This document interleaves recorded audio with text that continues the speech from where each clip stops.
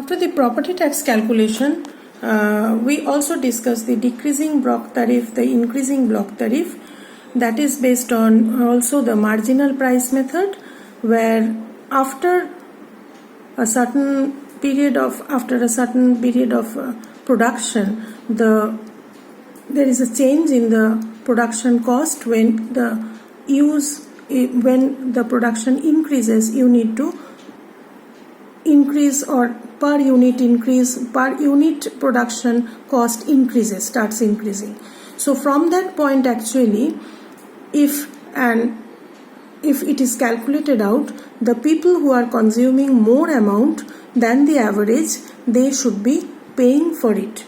So we have the decreasing block tariff method, the increasing block tariff method for paying for the consumption of utilities, that is electricity, water, even telephone, etc. So when there is a bulk requirement, sometimes there is a decreasing block tariff. So it is an assured buyer buying bulk or making bulk purchase of water or electricity or telephone or as a service, and they are paying a fixed amount of money. So these thresholds where the price of production per unit changes drastically, from those points, actually from calculating out the marginal price, the values the blocks keeps on determined. So once you are within the lower tier or a particular consumption rate which is an average, then you are paying a certain amount. If you are just crossing the threshold of average, for the extra amount which you are using, you are an user, you are paying additional cost, and for further you are paying further cost. So it is all determined, these thresholds are determined from marginal cost prices. Same for water, same for any other kind of utility which can be priced. In that context, actually, the congestion pricing sheets I had shared from the book Kshitij and Lal. In that case, the explanation is simple, that is, it is a city where actually the CBD is there.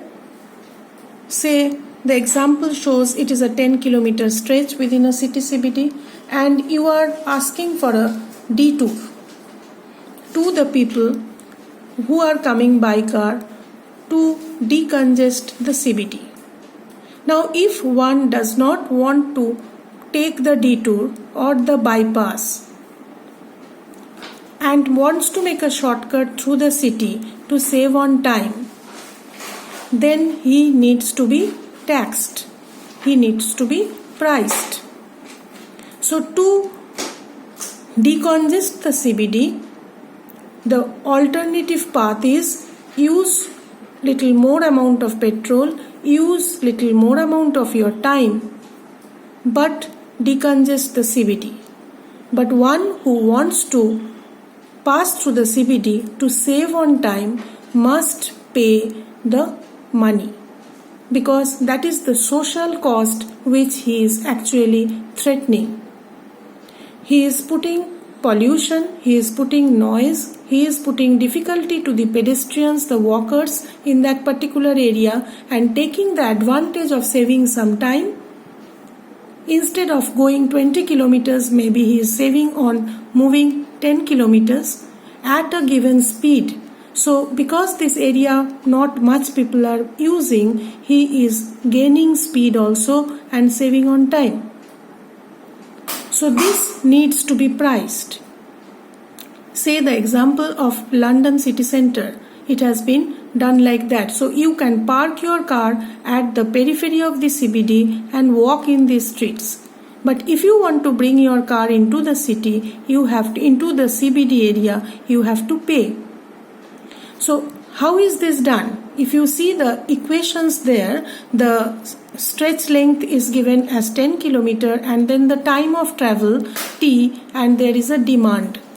So the demand falls with the time of travel. Once the more time of travel is there, the demand keeps on falling, because no one will go if he is not gaining on speed. So if he is not gaining on speed, that is the time is increasing, the demand will fall. And then you can see these equations are already given, and there is the capacity of the road, the V by C, that is 2000. So the V is the actual volume and the capacity of the road, say it is 2000. Then the equation is formed, and you are calculating the dt dV, that is the change in time over the change in volume. So if the entire capacity had to pass this, then everyone would have ended up in using more of time and more of creating more of pollution, and ending up more on time also. So this marginal time for all vehicles is accounted, and based on that the utility is being priced. So you can see the detailed calculations and putting the value of t, and then the marginal time what is being saved, and it is seen that somewhere around 17 minutes marginal time it has been determined, then and beyond that it is going much higher. So to keep on that, the volume is being fixed at some 2100 V, and then your V by C is almost 1, and then that much amount of traffic is being allowed on road, and it is being priced. The people of those under using that particular road is being priced. So this is how you can do the congestion pricing. This is practiced in, I think in New York City also has, the London City Centre also imposes such kind of pricing, and congestion pricing you can also see some examples in the internet, and you can understand. But the basic principle is to find out the marginal time, the savings on the time, and the marginal time. From that actually you are counting that threshold at what V you have to stop entry of cars or vehicles into that road, and those who are entering, they should be priced. So next we will discuss on residual method of valuation, and hopefully you could go through these.